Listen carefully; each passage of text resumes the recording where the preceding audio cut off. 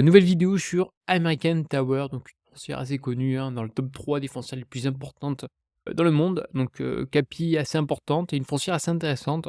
Vous êtes nombreux, à m'avoir demandé une petite analyse sur cette foncière et qu'est-ce que j'en pense. Juste avant, n'oubliez pas de liker, de vous abonner.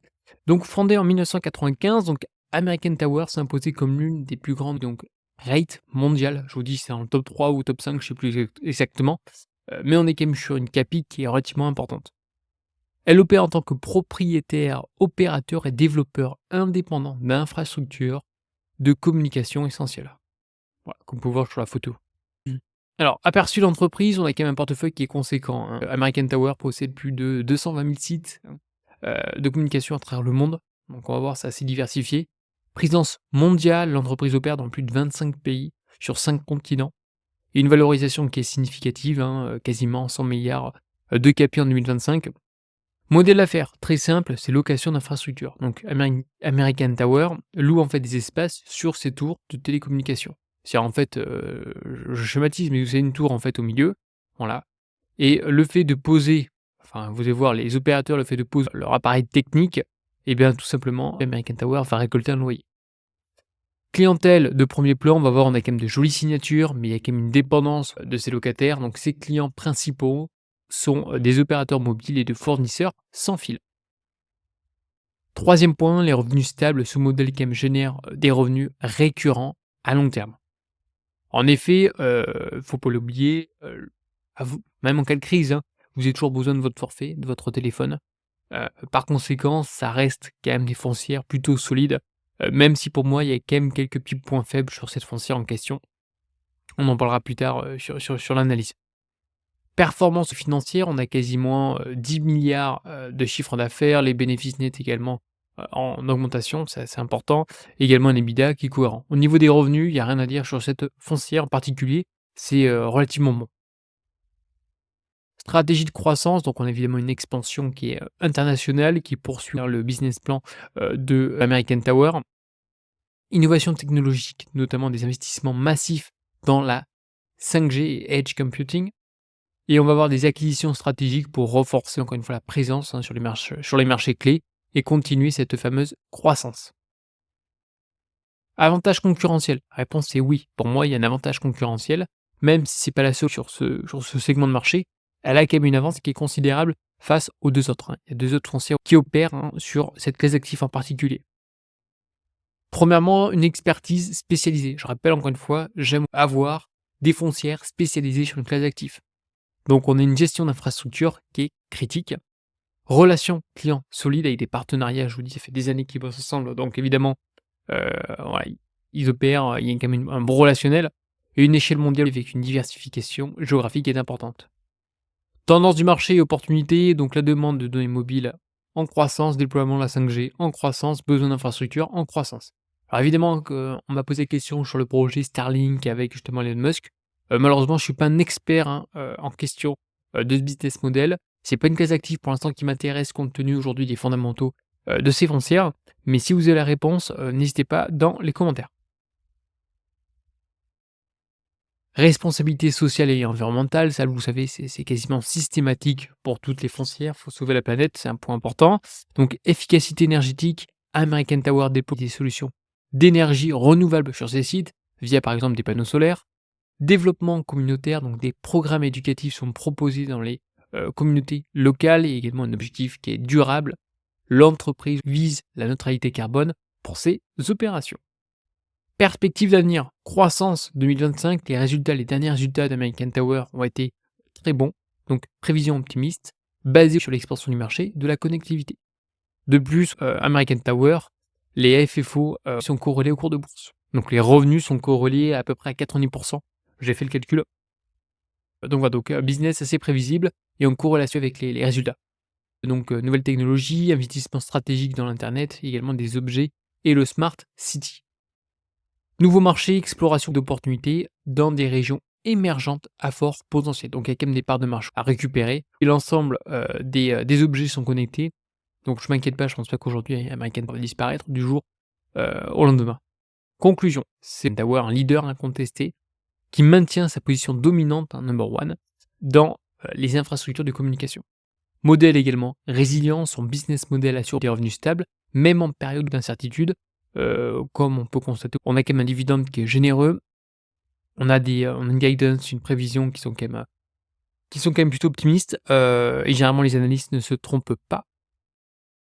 Et le troisième point, on a également un investissement donc attrayant, donc une rate offre un potentiel de croissance et de dividendes réguliers au cours du temps. On verra ça tout de suite sur AllRates.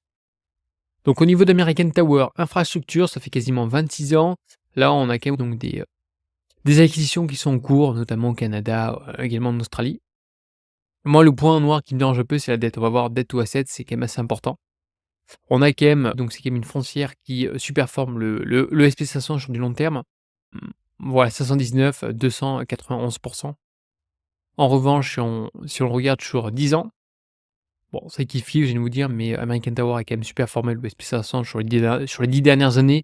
Voilà, ça se joue et ça reste un petit peu moins volatile que le SP500. Sur les 5 dernières années, il y a le SP aujourd'hui largement American Tower. On est sur une market cap, comme je vous ai annoncé, quasiment à 99, hein, milliards. On paye ça quasiment 20 fois la FFO. Je trouve ça quand même un peu cher. Malgré la qualité de la foncière, je trouve ça un peu cher. J'évite de payer les foncières à plus de 20 fois les free cash flow. Au niveau du, dividende, ça fait quasiment 15 ans, hein, que le dividende n'a pas été coupé, donc depuis 2012. Il y en a une croissance du dividende qui ne cesse d'augmenter depuis 10 ans. Et là, ça commence un peu à stagner. Donc on a quand même, de la marge, un payout ratio de 64 et croissance du dividende à environ 5 pour les années futures et après entre 10 à 10 quasiment, de moyenne, sur les 3 et les 5 dernières années. On est quand même qu'à 3,27 de dividende, bien inférieur aujourd'hui aux 10 ans américains.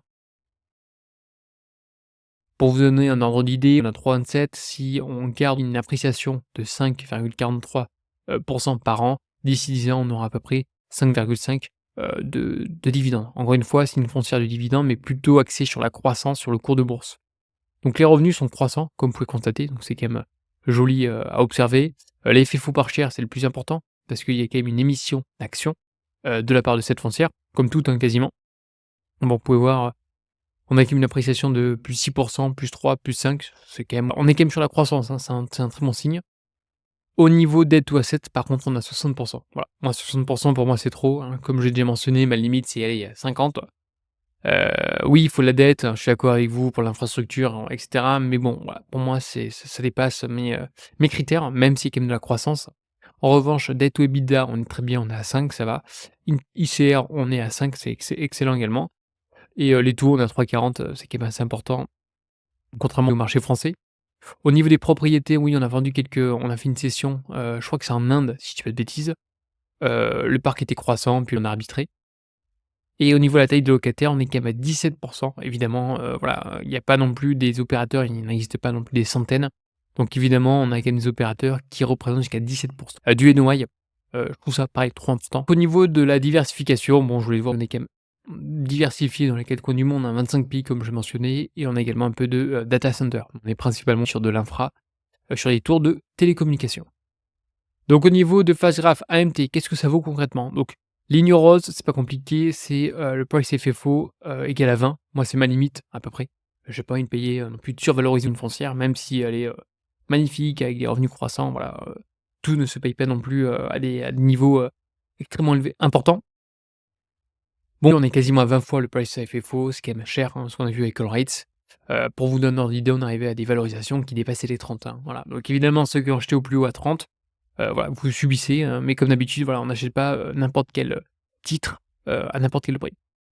La valorisation moyenne, on l'a 22 fois, voilà, moi j'attends allez, minimum, allez, à 17 fois on peut payer. Si je viens de vous dire, c'était un petit peu le plus bas pour cette foncière, mais attention à la dette et attention à la dépendance aujourd'hui, à certains locataires.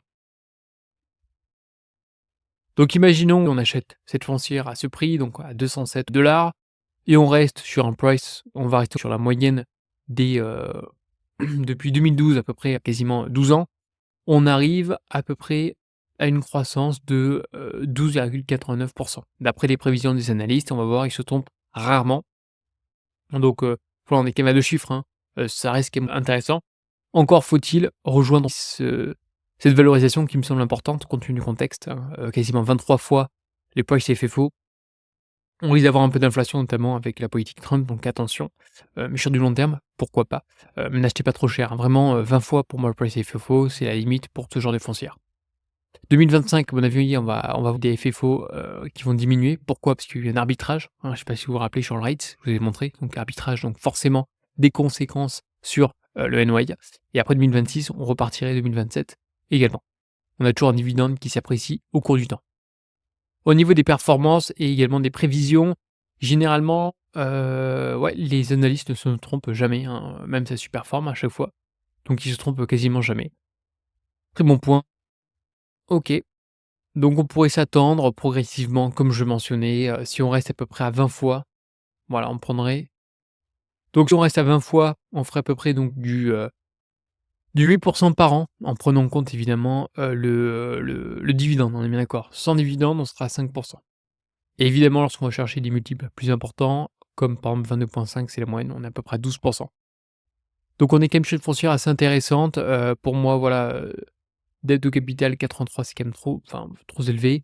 On a un dividende qui est intéressant, on a quand même une dépendance à un certain locataire. Donc attention, voilà. N'hésitez pas en tout cas à me dire si cette foncière vous intéresse, si vous avez des questions, n'hésitez pas dans les commentaires ou dans le canal Telegram et je vous dis à une prochaine. Allez, bye bye.